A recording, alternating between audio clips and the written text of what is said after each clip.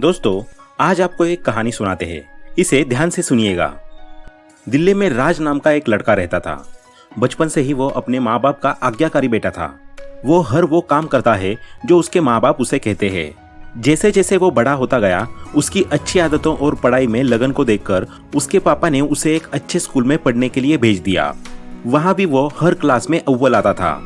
उसके टीचर्स का कहना था कि राज एक दिन सबका नाम रोशन करेगा। इस बात को सुनकर उसके माता पिता बहुत ही खुश हो जाते थे। इस तरह वो कॉलेज में आ गया।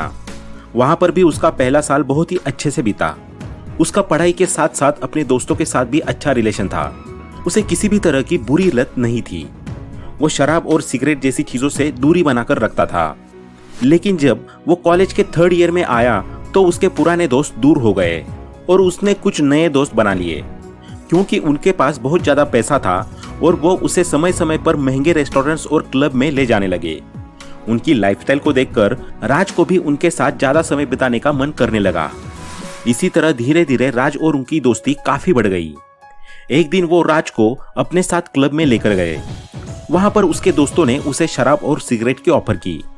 उसने पहले तो इनकार किया, लेकिन उनके फोर्स करने पर उसने एक सिगरेट पी ली। अब जब भी राज दोस्तों के साथ बाहर जाता है तो वो एक सिगरेट जरूर पीता था। इस तरह उसे सिगरेट की लत लग गई। इसके बाद ये सिलसिला यहाँ नहीं रुका। इसके बाद उसने शराब पीना भी चालू कर दिया और इस चीज से राज काफी परेशान रहने लगा। क्योंकि शुरुआत में उसे इसके लिए ज्यादा पैसे खर्च नहीं करने पड़ते थे। इन सब का खर्चा वो अपने दोस्तों से निकाल लेता था। फिर इसके बाद उसने जुआ खेलना भी चालू कर दिया। एक समय बाद उसे समझ आने लगा कि वो इन सब चीजों से एडिक्टेड हो गया है। फिर एक समय बाद उसके दोस्तों ने भी उससे मिलना कम कर दिया। इसके बाद वो काफी परेशान रहने लगा। वो घर पर भी कुछ बात नहीं करता था। एक दिन राज को परेशान देखकर उसकी माँ एक रात उसके कमरे में जाती है। वो पूछती है कि क्या हुआ बेटा। कुछ समय चुप रहने के बाद राज माँ से कहता है कि माँ, मुझे माफ कर दीजिए। मैं आपके बताए रास्ते पर नहीं चला और गलत लोगों के साथ उठने बैठने लगा। इसका परिणाम है कि आज मैं 2 लाख रुपए के कर्जे में हूँ। जुए और शराब की लत ने मुझे बर्बाद कर दिया है। उसकी माँ ये सारी बातें सुनकर हैरान रह जाती है। उन्हें समझ नहीं आता कि वो अपने बेटे को किस तरह समझाए कि वो इन बुरी आदतों से अपना पीछा छुड़ा ले। फिर उसकी माँ उससे पूछती है कि बेटा, इन सब की शुरुआत कैसे हुई? तुम तो पढ़ने लिखने में इतने होशियार थे और सबका कहना मानते थे, और तुम्हें तो शराब और सिगरेट से भी नफरत थी। इस बात पर जवाब देते हुए राज कहता है कि माँ, शुरुआत तो सिर्फ एक सिगरेट से हुई थी, लेकिन अब न जाने दिन में कितनी सिगरेट और कितने ही अलग अलग प्रकार के नशे करने लगा हूँ। यह सब सुनकर राज की माँ को बहुत दुख होता है।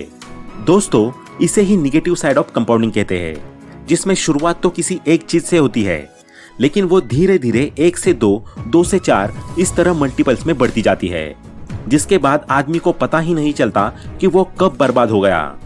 इसीलिए तो अल्बर्ट आइंस्टाइन ने कहा था कि कंपाउंडिंग एक ऐसा अजूबा है, जो इसे समझ जाता है उसकी जिंदगी बन जाती है, और जो नहीं समझता उसका जीवन बर्बाद हो जाता है।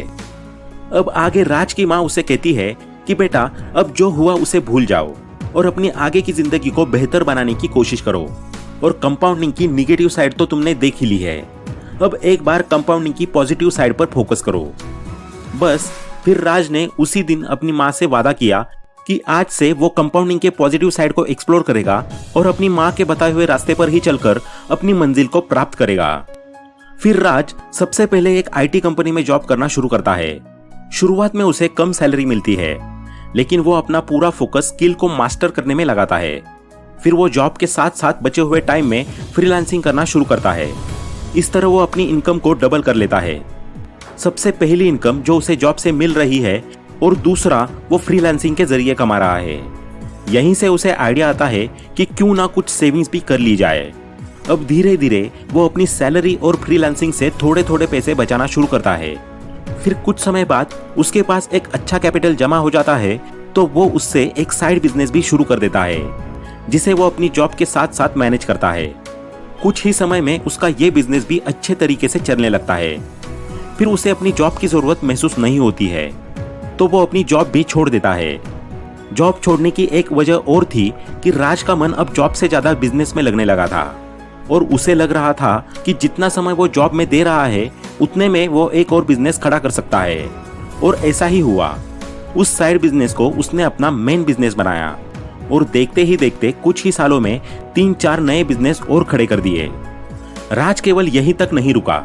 इसके बाद उसने रियल एस्टेट हो या फिर स्टॉक मार्केट हो, सब में अपना पैसा इन्वेस्ट करना शुरू कर दिया। यह वही राज है जो पूरे तरीके से बर्बाद हो चुका था। जुए और शराब की लत में धुत रहता था और ऊपर से उस पर 2 लाख रुपए का कर्जा भी था।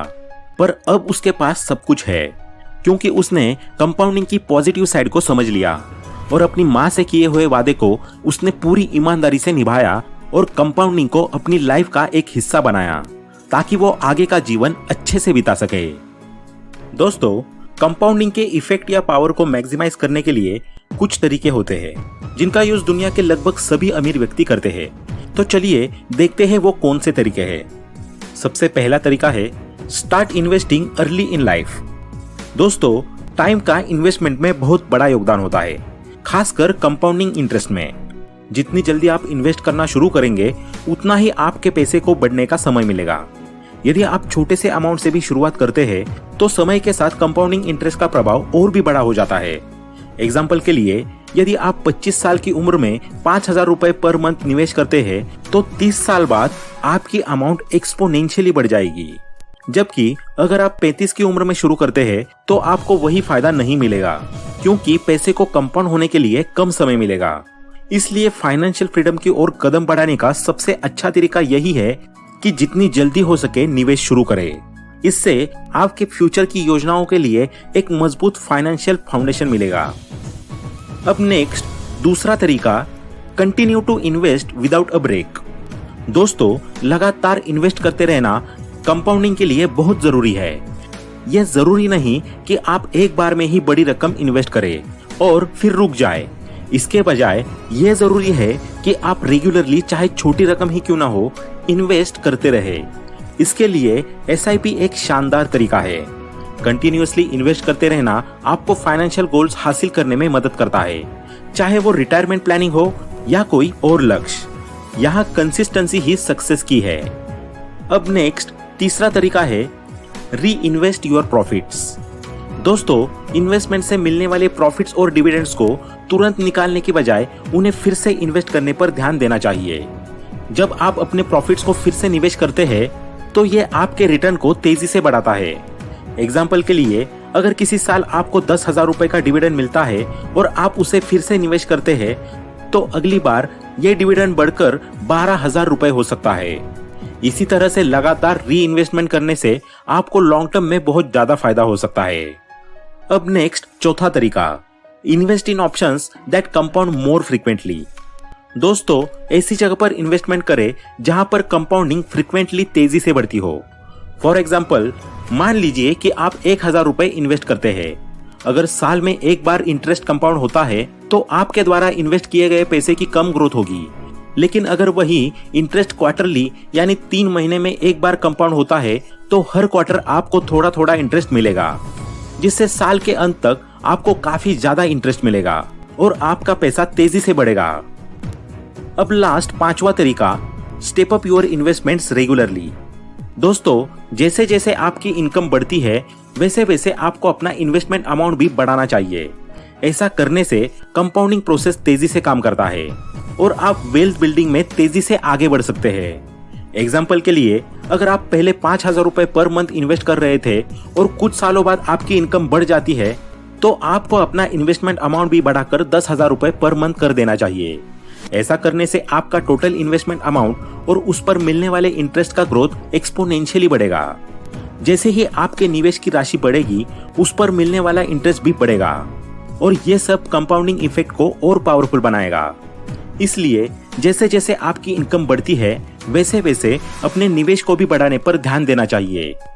तो दोस्तों, यही है वो तरीके जिससे आप अपने कंपाउंडिंग रिटर्न को मैक्सिमाइज कर सकते हैं और आप भी राज की तरह कंपाउंडिंग के पॉजिटिव साइड को अपने जीवन का हिस्सा बनाइए ताकि आप भी अपनी लाइफ को अच्छे से एंजॉय कर पाए और अपने माता पिता और फैमिली की सारी इच्छाओं को पूरी कर पाए। तो दोस्तों, आज के इस वीडियो में इतना ही। आशा करते हैं कि आपको ये वीडियो पसंद आया होगा। वीडियो पसंद आया हो तो लाइक करें, शेयर करें और चैनल को सब्सक्राइब करना ना भूलें। Thanks for watching.